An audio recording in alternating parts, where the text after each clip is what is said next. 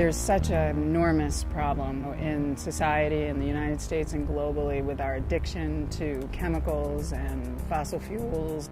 It shouldn't be a privilege to have safe products. It should be a right to everyone to have those products. Money talks.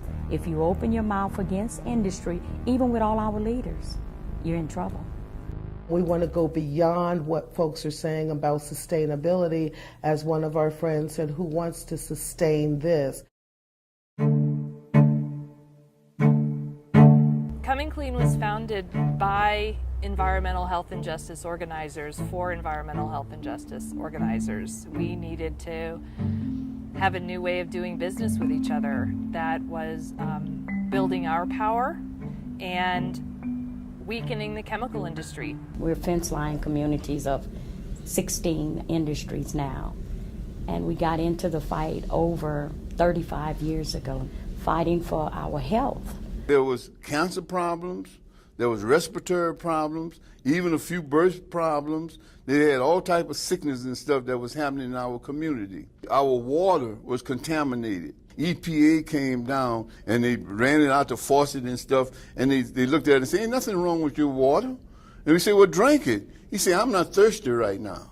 Being a little black community, they laughed at us and they decided that how could a little community like this tell multi-billion-dollar companies that they can't come here. And this is where impacted communities can be really overpowered because, I mean, the way I put it, the industry will buy the best that money can buy, but it's only what money can buy. So what communities and impacted communities and activists and independent scientists have is they have the data, they have their own experiences, they know the truth. They know how these chemicals are being used in their communities, they know how they're being polluted in their communities, they know how they're ending up in their bodies, and they know the health harms that they're suffering.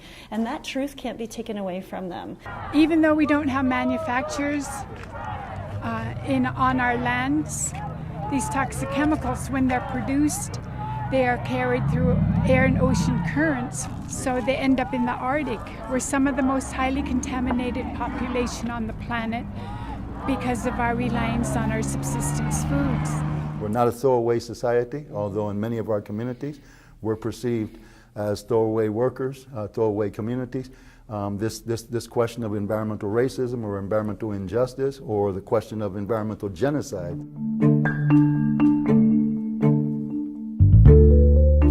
Neighborhoods have just been left unsupported in their advocacy and concern around hazards. Coming Clean has provided support to those groups, but also has provided linkages to the many other groups and other technical people who can really be of service to them. Hey, hey, Dollar Tree, make your products toxic free. We're here to make sure that Family Dollar and Dollar Tree hear that we want non-toxic products, that they work with us to develop public policies to ensure their products are safe for their customers, and that really they're a proactive member of their community, not just for their own corporate profit. We don't want to close them down, we don't want to boycott them.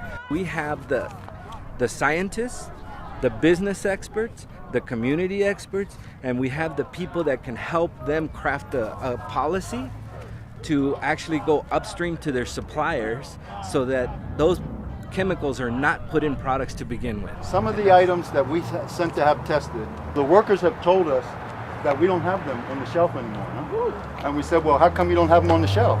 And they said, because we got an email from corporate headquarters saying to take the following things off the shelf. Coming Clean has been integral to our work in the sense that they are this big network of people that are doing amazing things and that could push our grassroots organizing and our grassroots efforts. So we have access to these people with knowledge that we need to help drive our movements locally and nationally. Coming Clean provides that network, that fabric that ties together the policy wonks and the science wonks with the real people who tell the story in a way that is much more impactful, much more powerful.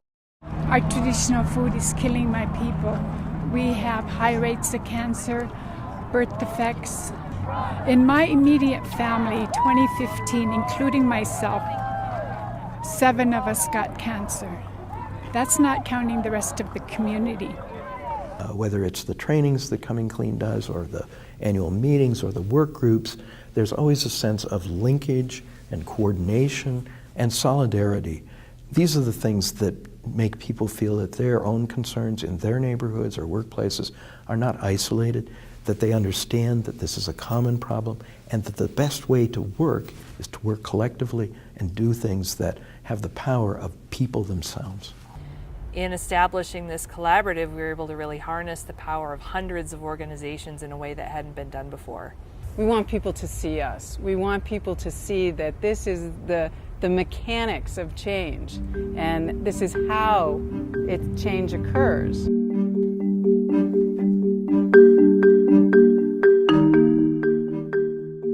When you see something happening, when you see that now there's labels on toxics, either at a facility site or at the supermarket, or that you see that now there's new laws that are protecting farm workers that never existed before, that you see now that there's change afoot to protect those and secure above-ground storage tanks that threaten our water supply.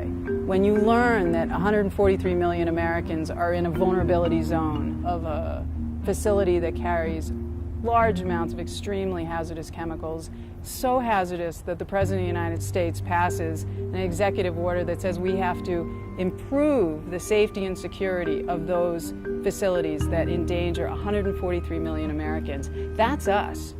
That's Coming Clean. That's 200 organizations working together. And you don't have to be at every stage of that, but you should know that that's how change occurs. And when you want to be part of it, you're part of something very, very special.